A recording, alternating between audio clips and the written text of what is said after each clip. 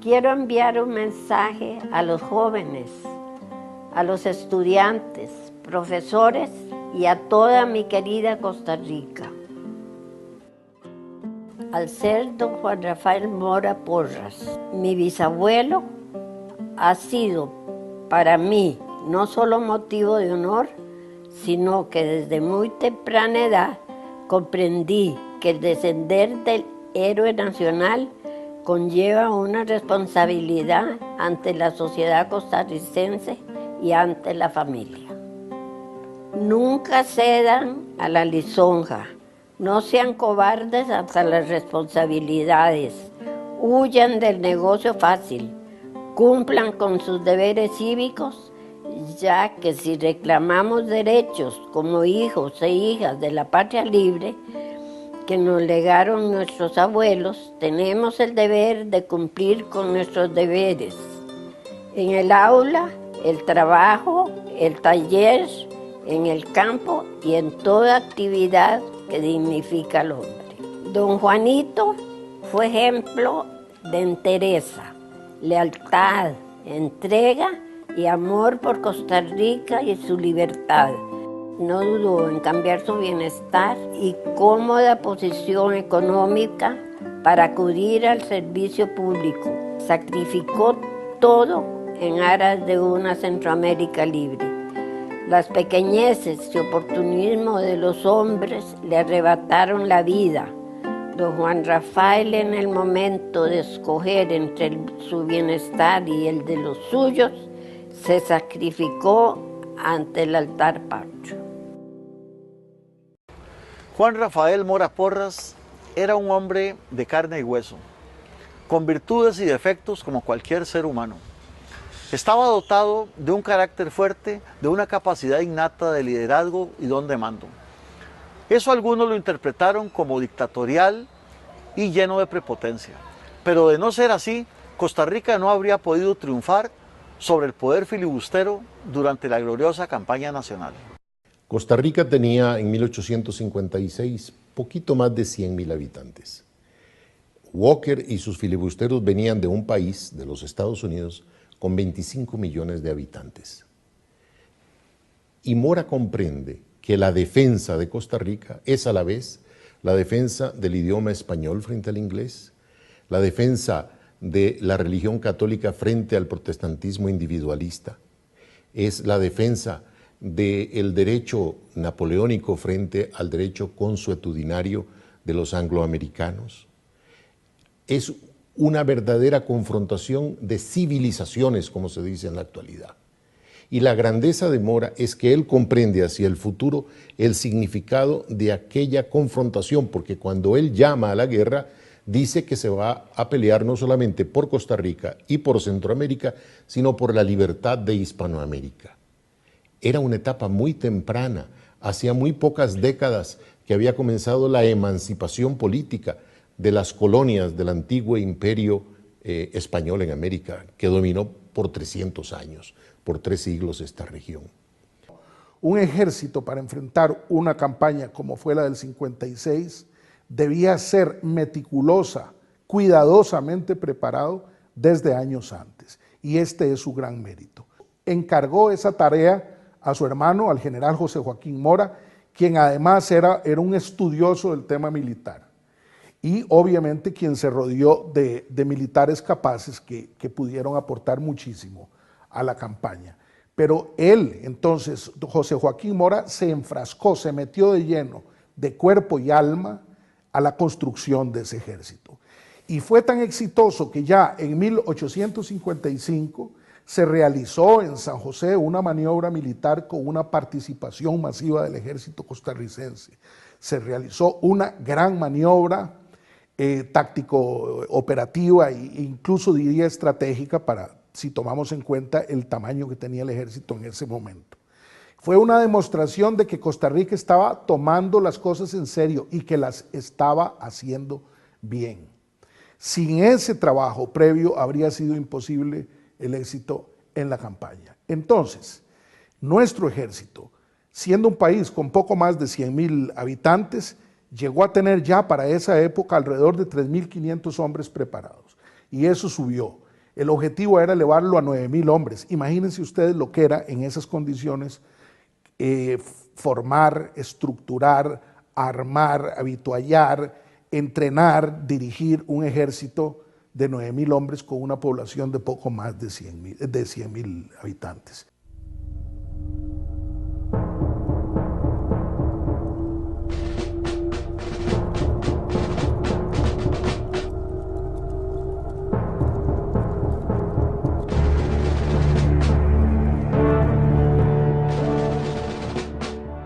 Corrían los años 1856-1857. Los Estados Unidos de Norteamérica se levantaban como una nación hegemónica que amenazaba con apoderarse de Centroamérica. La misión expansionista en forma velada estaba a cargo de William Walker y su ejército de filibusteros, quienes contaban con el respaldo del gobierno sureño y la Casa Blanca. El propósito de Walker y sus aliados se habría cumplido de no ser por la visión y capacidad de liderazgo del presidente Juan Rafael Mora Porras. ¿Por qué Juan Rafael Mora pagó con su vida su acción valerosa? ¿Por qué fue ejecutado por su propio ejército? ¿Por qué se intentó relegarlo al olvido?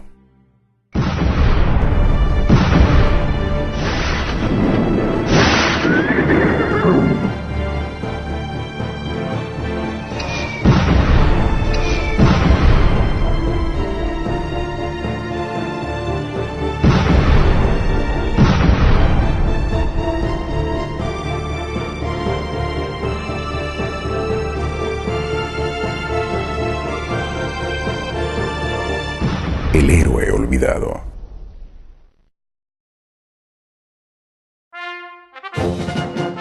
Marzo de 1856. El presidente Mora llama a las armas para defender la soberanía y la libertad de la patria. La acción no fue bien vista por sus enemigos. No contaron con el valor de oponérsele públicamente. Tenían la total seguridad de que Walker y sus tropas derrotarían al ejército costarricense en el primer combate y que Mora y sus generales serían muertos o caerían prisioneros. De esta forma, el camino hacia la toma del poder les quedaría despejado y podrían negociar un acuerdo conveniente con los norteamericanos. Sin embargo, el ejército salió vencedor en la batalla de Santa Rosa y los planes de los antimoristas se derrumbaron. El 11 de abril de 1856, en la batalla de Rivas, Costa Rica triunfa sobre las fuerzas filibusteras. Pero el costo fue muy alto.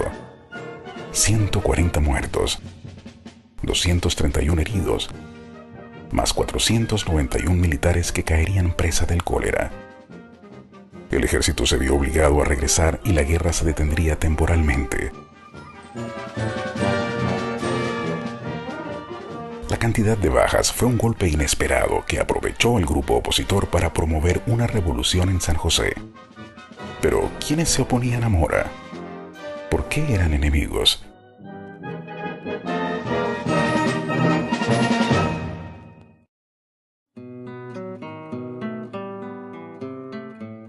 La familia de don Mariano Montealegre Bustamante logró amasar una importante fortuna con la extracción de oro en el Monte del Aguacate, y gracias a esto, se convirtió en una de las mayores exportadoras de café al mercado inglés.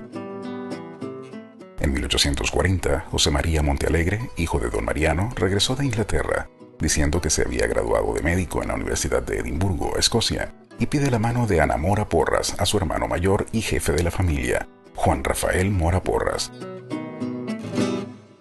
Con el matrimonio se unen dos grupos familiares que se consolidan como los más grandes productores y exportadores de café del país.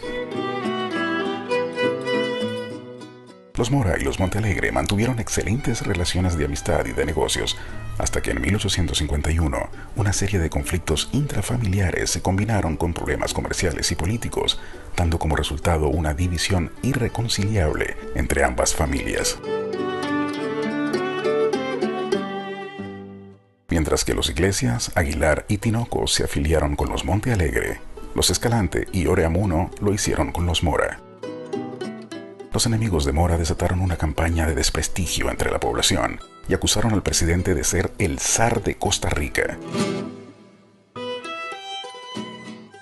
el gobierno descubrió documentos de una conspiración que promovían Saturnino Tinoco y Francisco María Iglesias Llorente, donde hacían un llamado para derrocar a Mora. Ambos fueron apresados y hallados culpables. Imagínense ustedes 100.000 habitantes, una décima parte de la población muere de cólera. Además de eso, las bajas que se habían producido en la guerra misma. El país con una crisis económica muy seria, producto de los gastos de la guerra misma. Por otro lado, los centroamericanos no se habían sumado, estaban ahí, pero no habían combatido. Y todo esto se le achacaba como errores del presidente Mora. Empiezan a preparar un golpe de Estado en San José, como quedó demostrado. Y entonces, en ese contexto, el presidente tiene que dejar al general Cañas al mando del ejército en Rivas, envía adelante a José Joaquín Mora y luego él regresa a San José. Cualquier gobernante del mundo en medio de una guerra tan tremenda, ¿qué habría hecho? Pues posiblemente venir a fusilar a los conspiradores, a los que estaban saboteando la campaña nacional, etc.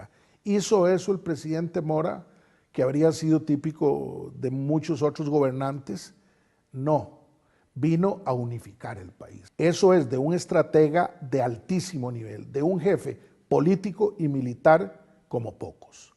¿Qué sucede? Busca la unidad, y para hacer la unidad tiene que hacer concesiones a sus enemigos. No es que él estuviera creyendo que habían ya desistido de la intentona golpista. No, es que él sabía que en ese momento la unidad era básica. El ejército le plantea que está con él, entonces él hace concesiones, le perdona la vida a dos de los golpistas más connotados y sigue llevando adelante su plan.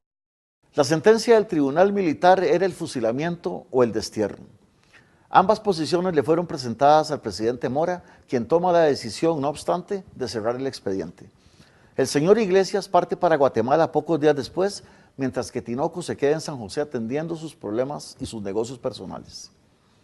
Para el presidente Mora, haber fusilado a alguno de los dos implicaba un gravísimo problema, dado que Iglesias era sobrino del arzobispo de San José, mientras que Tinoco era uno de los representantes de la élite de los Montealegre. Por otro lado, el haber buscado culpables dentro del ejército habría implicado serias consecuencias para el gobierno de cara a la campaña del tránsito que estaba muy pronto por desarrollarse. ¿Cuáles eran los intereses económicos que estaban detrás de la conspiración? Agosto-diciembre de 1856. Cuando la epidemia del cólera cerró su ciclo, el gobierno de la República retomó el tema de la guerra y comenzó a organizar la segunda campaña. El objetivo era tomar el río San Juan y los barcos que abastecían a las fuerzas de Walker desde los Estados Unidos. El magnate Cornelius Vanderbilt, como una forma de colaborar en la guerra, envía a Sylvanus Spencer, un marino experto y conocedor del río San Juan, para guiar a las tropas. Pero la verdadera intención de Vanderbilt era recuperar sus barcos de la Compañía Accesoria del Tránsito. Spencer llegó a Costa Rica en compañía de un inglés llamado William Clifford Webster, quien se presentó ante el presidente Mora con una carta de recomendación firmada por el embajador de Costa Rica en Washington, Luis Molina. Mientras Spencer se involucraba con los planes militares, Webster le proponía al gobierno un convenio de préstamo o contrata, mediante la cual el país recibiría $1.000.000 con los que podría solventar el enorme déficit financiero que habían causado la guerra y el cólera. Era una oferta difícil de rechazar, ya que para Mora era vital contar con más recursos financieros para sostener el control del río San Juan y contener los intentos de las tropas filibusteras para retomar posiciones claves como Punto Hip, Greytown, el Castillo Viejo y el Fuerte de San Carlos. Pero Webster fue acusado por estafa en los Estados Unidos y las contratas nunca llegaron a formalizarse. ¿Cómo es que un gobernante de un país tan pequeño se atreve a ir a una guerra tan costosa? Y por primera vez Costa Rica incurre en una deuda. El gobierno de Costa Rica incurre en deuda para poder financiar el esfuerzo bélico de esa lucha por la libertad de Costa Rica, de Centroamérica, de Hispanoamérica y por la libertad de todos, porque era una lucha a favor de la humanidad y contra el esclavismo procedente en ese momento de los Estados Unidos de América. Se atribuye a Napoleón que para hacer la guerra se requiere dinero, dinero y más dinero. Y Costa Rica no tenía dinero. En cosa de 4 o 6 meses, Costa Rica acumula una deuda equivalente a 1 millón de pesos, que era 3 veces el presupuesto anual del gobierno de Costa Rica. Y entonces el gobierno de Mora comienza a buscar auxilio en Chile, en Perú, en Cuba, que era entonces parte todavía de España.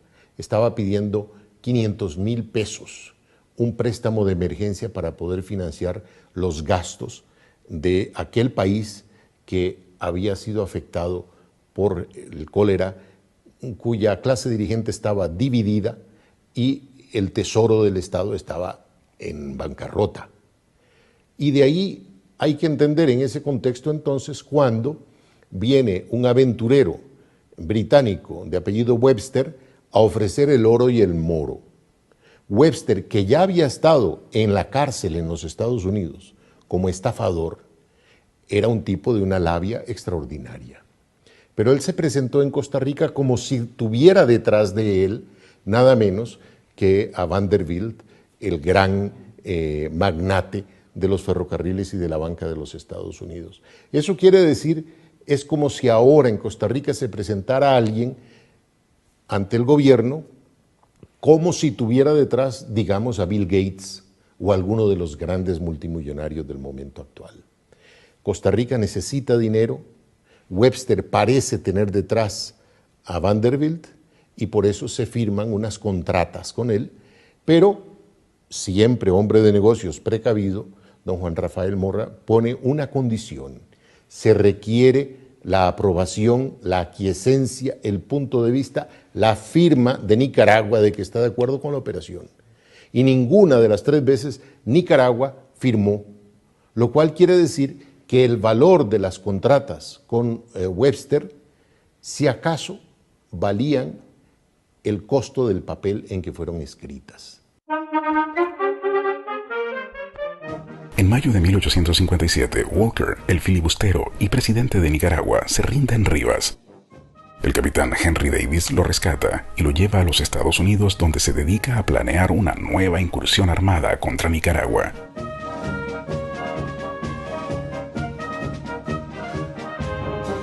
El ejército expedicionario de Costa Rica regresa a San José victorioso.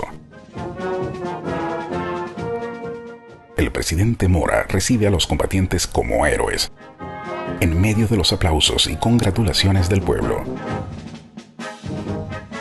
Ante el triunfo y la gran popularidad del presidente Mora, ¿qué hacían sus enemigos?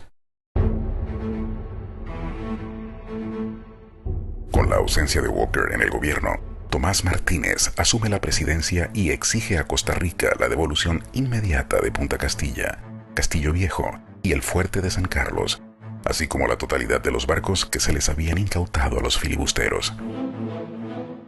El presidente Tomás Martínez y su ministro Máximo Jerez exigieron la salida de las tropas costarricenses de su territorio y amenazaron con la posibilidad de crear una alianza con los Estados Unidos para enfrentar a Costa Rica. Sabían que los norteamericanos estaban dispuestos a mediar a su favor con respecto a la posesión del río San Juan para garantizarse bajo su dominio la construcción del canal interoceánico.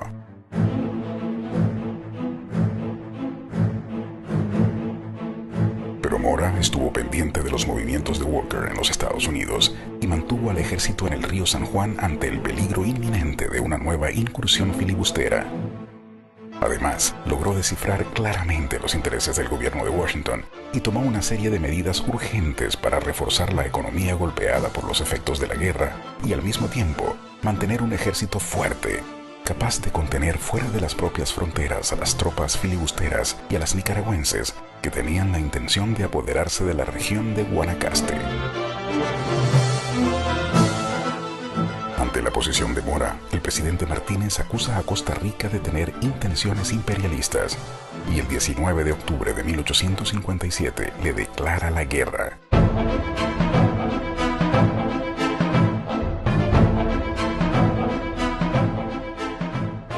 Entonces, el general Cañas inicia negociaciones con el gobierno nicaragüense y todo concluye en abril de 1858 con la firma del Tratado Cañas-Jerez. Este tratado reconoce a Nicaragua como propietaria absoluta del río San Juan, mientras que Costa Rica tuvo que conformarse con el acceso restringido a la libre navegación y perdió los derechos patrimoniales sobre el río. Superada la crisis fronteriza con Nicaragua, el presidente Mora siguió gozando de gran popularidad y obtiene su tercera victoria consecutiva en las elecciones de 1859. No obstante, los planes para derrocarlo cobraban aún más fuerza.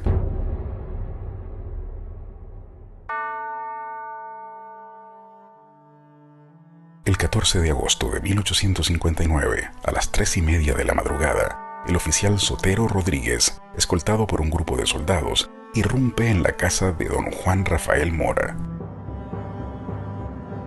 Un sirviente amenaza con un revólver al militar Sotero para que deje al presidente, pero don Juan Rafael le obligó a dejar el arma. Mora fue conducido hasta la artillería, donde se le encerró en un calabozo celosamente custodiado.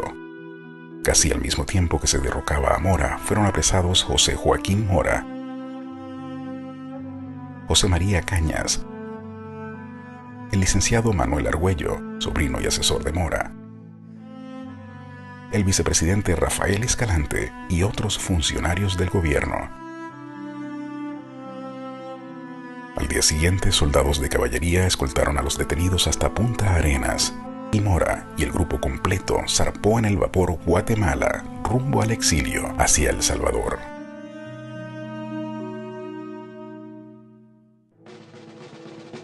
El coronel Lorenzo Salazar y el mayor Máximo Blanco, líderes del levantamiento, fueron militares destacados durante la campaña nacional, y el propio presidente Mora los había nombrado en sus puestos como señal de confianza y reconocimiento. Ambos, cegados por la ambición y el poder, fueron sobornados por los Montealegre. Además de recibir una suma importante de dinero, fueron ascendidos a generales.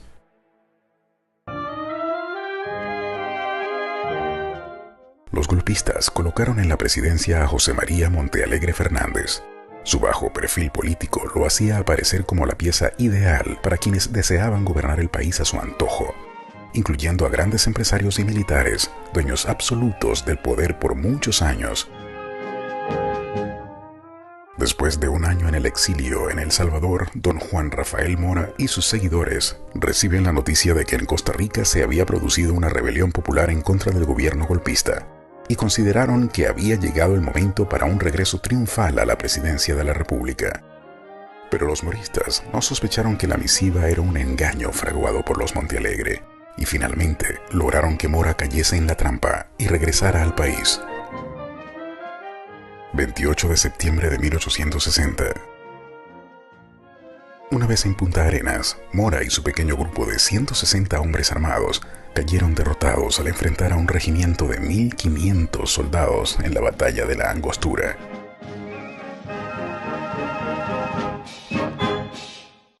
...28 de septiembre de 1860... En este lugar se construyó una trinchera de 3 metros de alto que cubría prácticamente todo el espacio de la Angostura de Punta Arenas. Las tropas del gobierno de Montealegre habían llegado desde San José con la misión de capturar al expresidente Juan Rafael Mora, derrocado un año antes.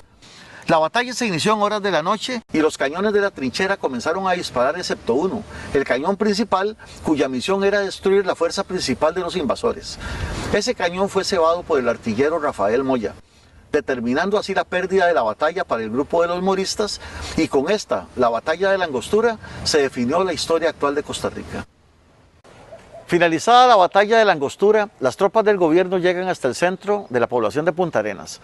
En medio del desorden generalizado, el expresidente Mora busca refugio en el consulado inglés. Hasta este lugar llega Francisco María Iglesias, representante del gobierno, para ofrecerle que si se entrega, solamente él, Mora, será fusilado, salvando así a todos sus compañeros. La nobleza de alma del presidente lo hace entregarse sin reservas a su enemigo, siendo ese un acto ingenuo, puesto que 2 días después fue fusilado el general Cañas.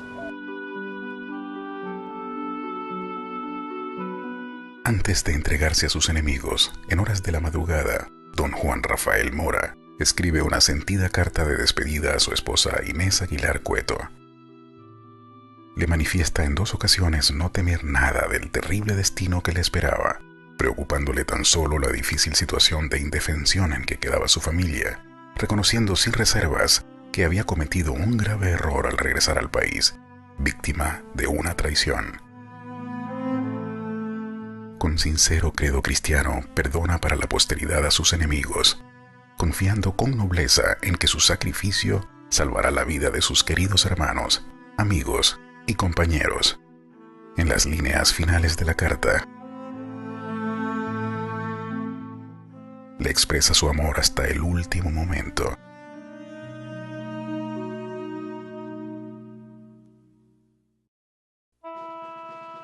...30 de septiembre de 1860... En las primeras horas de la mañana, 2 hombres salen escoltados por una tropa de 8 soldados y un oficial. Tienen las manos amarradas hacia atrás. Uno de los condenados camina apesadumbrado. Es el chileno Ignacio Arancibia. Delante, el presidente Mora va con mirada serena y valiente. A la orilla del camino, muchas personas vitorean su nombre. Al llegar a los jobos, ubican a los condenados debajo de la sombra de uno de los grandes árboles. El pelotón de fusilamiento se forma en 2 hileras de 4 soldados cada una. El oficial a cargo desenvaina su sable y da la injusta orden. Arancibia cae fulminado. Mora queda en pie. Los tiradores dispararon a los lados para no herirlo. El oficial con revólver en mano amenaza a la tropa con volarles la cabeza si en una segunda descarga no matan al sentenciado. La segunda fila de tiradores se prepara. Mora respira profundo y él mismo grita: ¡Fuego! Mora cae, pero permanece con vida hasta que el oficial le propina el tiro de gracia. El presidente Montealegre había solicitado al general Blanco que se deshiciese del cuerpo de Mora, arrojándolo al estero de Punta Arenas, pero este se opuso. Un grupo de amigos del expresidente interceden ante el general Máximo Blanco para rescatar los cuerpos de Mora y del general Cañas, asesinado 2 días después, y en forma clandestina les dan cristiana sepultura. El grupo de extranjeros amigos de Mora, el cónsul de Inglaterra Ricardo Farrer, el de Francia Juan Bonnefil, el capitán Francisco Rogers y los ciudadanos suizos Santiago Constantin y Jules Rosat transportaron el cadáver de Mora y 2 días más tarde el de Cañas en un bote alumbrado por faroles hasta el cementerio del Estero.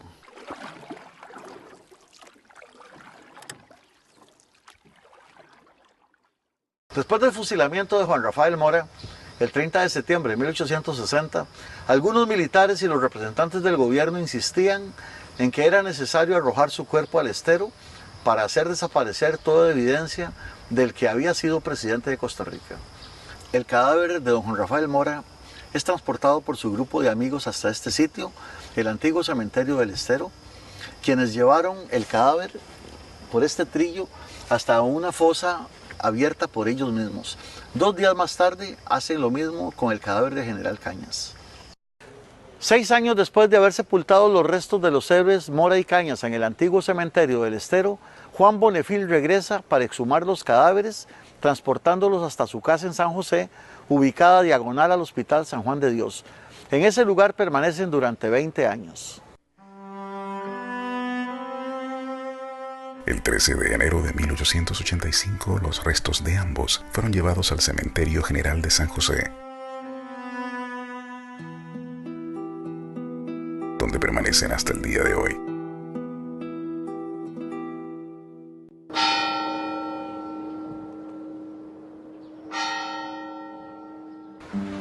Cuando don Juan Rafael Mora se entrega a sus enemigos, es sometido a una corte marcial. La ley indicaba que para juzgar a un general tenía el tribunal que estar conformado por 5 miembros del mismo rango. El gobierno de la República tenía solo 2 generales, debiendo elevar a esa categoría al mayor Pedro García y a los civiles Francisco Montealegre y Francisco María Iglesias. El tribunal condena a muerte a Juan Rafael Mora en un dudoso e ilegal juicio que la historia condenará por siempre. Sobre las contratas Webster Mora se ha querido montar toda una novela que desde luego no tiene fundamento en la realidad. Y por eso muchas veces en torno a Juan Rafael Mora y a la gesta, la epopeya nacional que él encabezó, se va tejiendo sus adversarios de entonces y de ahora que aún viven una leyenda sucia. Pero es deber de los costarricenses, es deber de los ciudadanos de hoy tener encendido y bien ajustado el sospechómetro para poder detectar por qué tanta mentira, tanta infamia que durante 150 años ha estado como una lápida de olvido sobre la figura heroica del libertador de Costa Rica, don Juan Rafael Mora. Dentro de las muchas desinformaciones que se han producido y se han generado alrededor de la campaña de nuestra guerra patria, se ha dicho que el ejército costarricense era un ejército de campesinos descalzos, pobres, ignorantes, muy valientes, sí, pero que no eran soldados profesionales, y esto no fue así. Afortunadamente, el presidente Mora había logrado crear un extraordinario ejército en las condiciones que había en ese momento. Y eso se demostró precisamente ya desde la primera batalla en Santa Rosa, cuando en 14 minutos el enemigo mordió el polvo. En una extraordinaria batalla calificada por los propios filibusteros como un acto de extraordinario heroísmo, arrojo y de elevado arte militar de parte de las tropas costarricenses. Y esto es mérito de nuestros abuelos, de lo cual yo me siento profundamente orgulloso. Las tropas centroamericanas entraron en combate por primera vez cuando fueron jefiadas por oficiales ticos. Y esto lo digo no por razones de valor o no valor, simplemente por razones organizativas. Teníamos los dirigentes con la fuerza, con el coraje y con el don de mando para lograr eso, y eso no es cualquier cosa, sobre todo en una coyuntura tan difícil como la que se vivió en esa época. ¿Qué lecciones debemos extraer de esto? En primer lugar, si hablamos de estrategia, nunca puede haber una estrategia exitosa cuando las fuerzas están divididas. Si las fuerzas no comparten los objetivos, si no hay una motivación superior que las impulse al máximo sacrificio, no es posible una victoria en condiciones tan complejas. La unidad del país para enfrentar los grandes problemas está por encima de todo. Si no se logra conjuntar todas las voluntades dentro de una visión compartida de futuro, no hay estrategia ni política ni militar que sirva para absolutamente nada. Sin duda, el primer jefe de Estado que tiene una conciencia muy clara de lo que es y lo que representa Costa Rica. Para entenderlo a él, hay que conocer de dónde viene.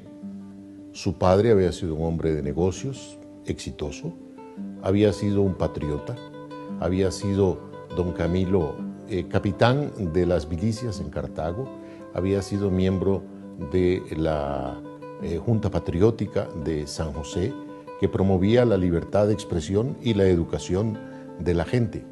Pero además hay que entender que su primo segundo, primo hermano de su padre, don Juan Mora Fernández, fue el primer jefe de Estado de Costa Rica durante 9 años. Esto quiere decir que la estirpe de los Mora gobernó durante 19 de los primeros 38 años de la República de Costa Rica. Y hay que interpretar entonces el concepto de nación que fue construyendo primero don Juan Mora y luego don Juan Rafael Mora para comprender a cabalidad por qué Juan Rafael Mora llevó a Costa Rica en esa decisión extraordinaria a la guerra contra el filibusterismo esclavista procedente de los Estados Unidos en 1856 y 1857. Es decir, la estirpe de los Mora tenía claridad del tipo de nación que quería construir en esta parte del mundo y que había que defender. Una nacionalidad embrionaria que se solidifica en el sufrimiento y en la victoria compartidos. El sufrimiento por la guerra misma, el sufrimiento por la epidemia del cólera asiático, que afectó a la mitad de la población y mató al 10%, 1 de cada 10. Familias enteras que desaparecieron. Pero al mismo tiempo, la victoria extraordinaria de Costa Rica, primera vez en la historia de América y del mundo, en que un ejército procedente de los Estados Unidos fue derrotado en un país de lo que ahora conocemos como el tercer mundo.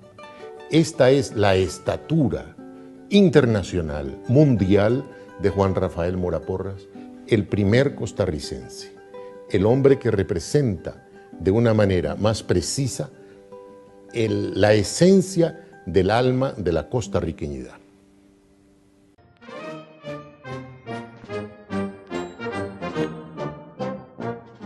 Juan Rafael Mora fue un comerciante cafetalero, el más rico del país, líder y conductor del modelo capitalista exportador de café a los mercados europeos, especialmente a Inglaterra. Tenía una clara conciencia republicana de soberanía y libertad para su pueblo y para todos los pueblos latinoamericanos.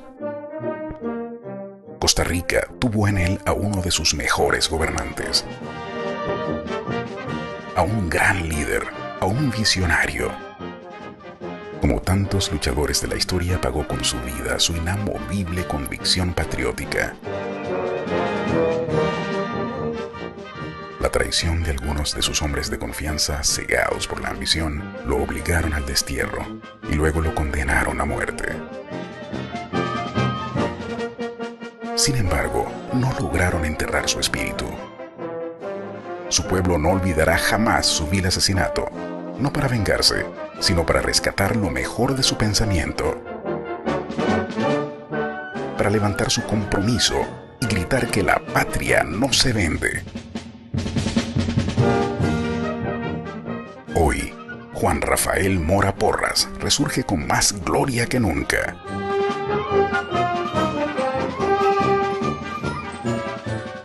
El pueblo costarricense lo ha proclamado.